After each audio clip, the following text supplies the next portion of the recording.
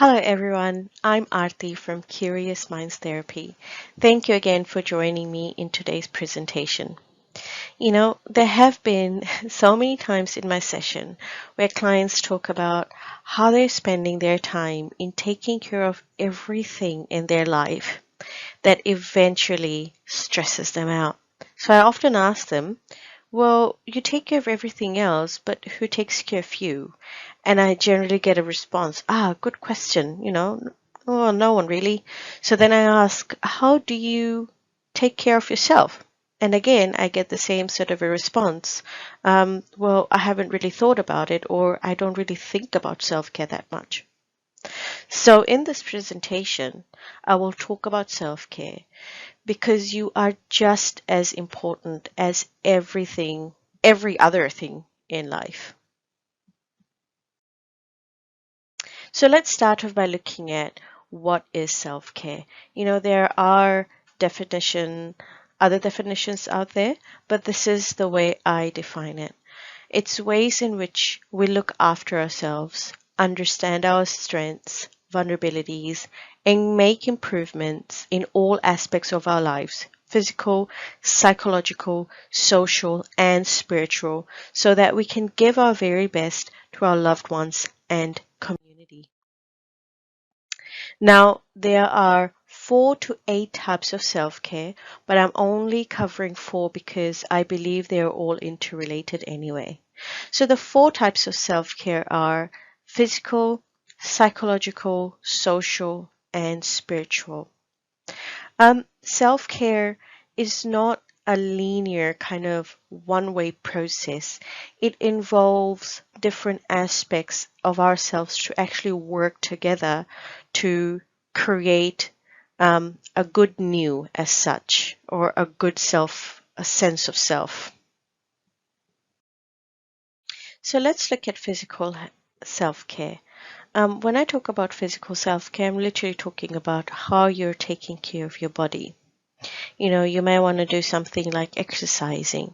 When I talk about exercise, I'm not saying, going to the gym and doing like a 45-minute cardio, but there are other forms of exercise that you can do. Of course, you can do the cardio if that's your thing, but there are other things like gardening, dancing, walking in the mall. Those are some examples of physical activity that you can do without having to feel like you have to do, an intense, rigorous exercise. Diet. Being aware of how you eat, what you eat, when you eat. It's a common saying that quality is better than quantity. But with dieting, quality and quantity are equally as important, and it's good to be aware of that. Sleep. How are you sleeping? Check in with your sleep. Are you getting the 6 to 8 hours that's advised for us to have? When we are sleep deprived, we are not able to function at our optimal level. So it's really good to put in some sleep hygiene in place. Relaxation. How do you relax? If you're a reader, you read book, a writer, maybe writing a journal, taking a bath or a massage, whatever helps to slow down the mind. Grooming. I think grooming is a wonderful motivator. When we wake up in the morning, brush our teeth, put on some cream, get dressed, it's very refreshing and prepares us for the day. So get grooming. Alcohol, smoking, excess caffeine, drugs. You might have noticed I've put that what looks like a angry thumbs down icon. And that's because these things in excess really impacts negatively on our physical health. I've heard people say it's normal for me to drink 6 cups of coffee a day. Seriously? Is it? Can we substitute 6 cups of coffee with something more gentler that is beneficial for our body? We can, but it's a choice thing, isn't it? Psychological self-care. When I talk about psychological self-care, I'm talking about, check in with your emotions. I think we think very less about our emotions and focus a lot on trying to change a situation or event.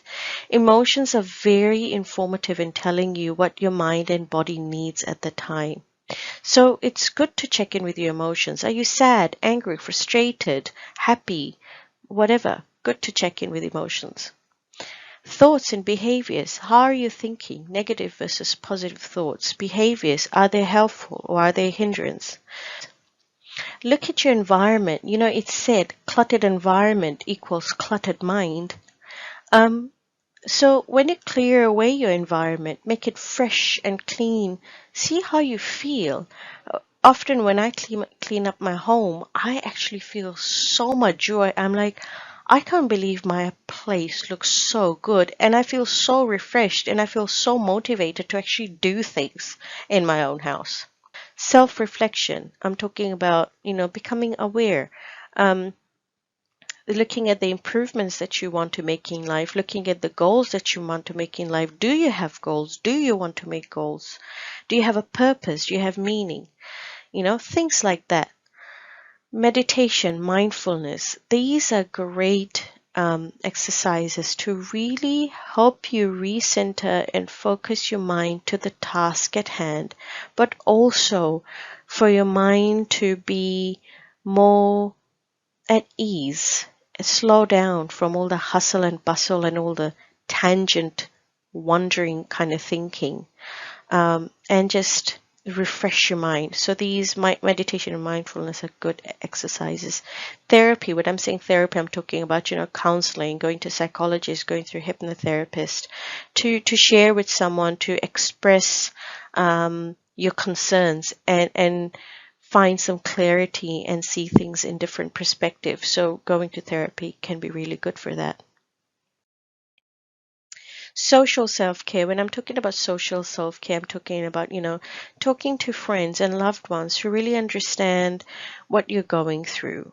Go out, go to support groups. There are so many meetup support groups. I mean, there are so many support groups and forums online that are specific to, people's problems.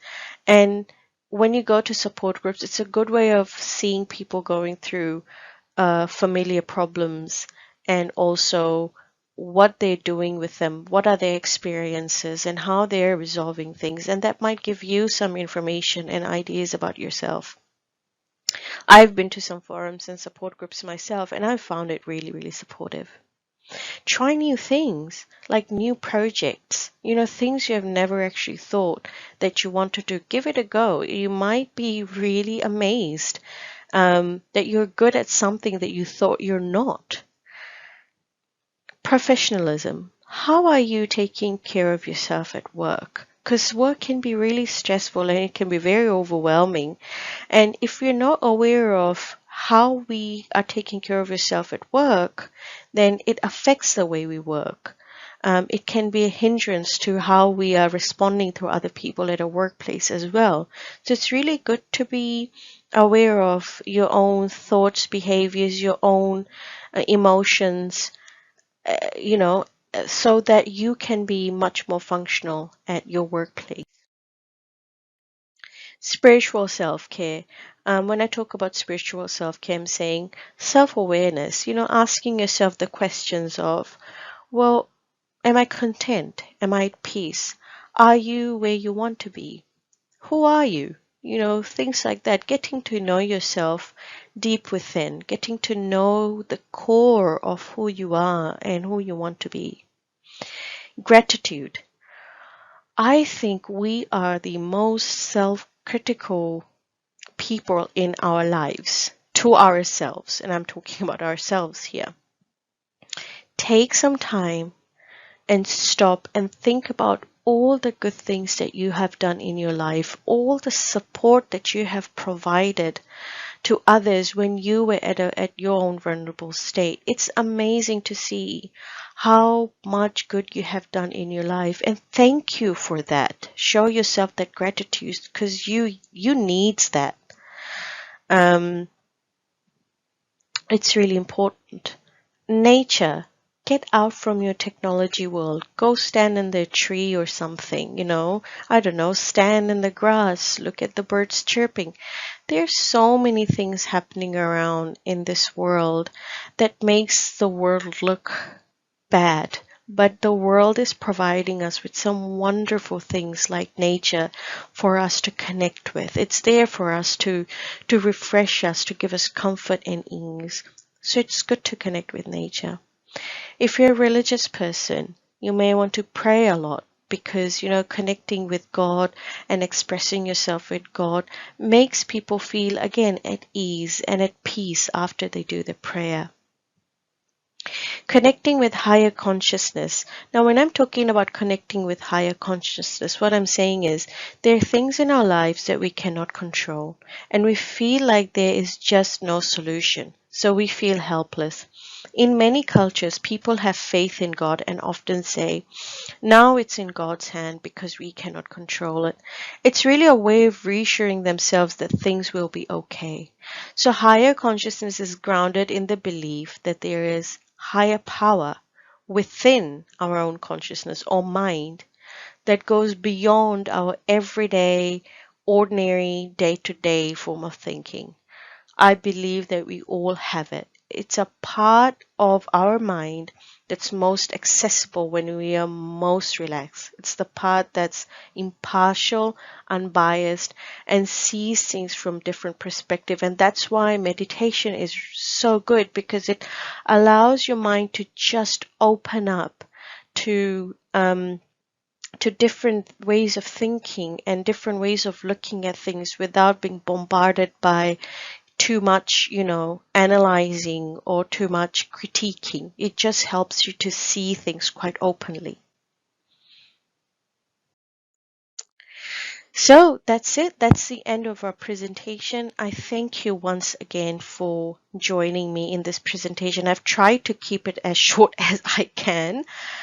If you have any questions or any inquiries, please reach out to me via email or visit my website curiousmindstherapy.com.au. If you enjoyed today's video, please like, comment, and subscribe, and I would be much appreciative of that. I hope you have a wonderful day. Please take care. Bye bye for now.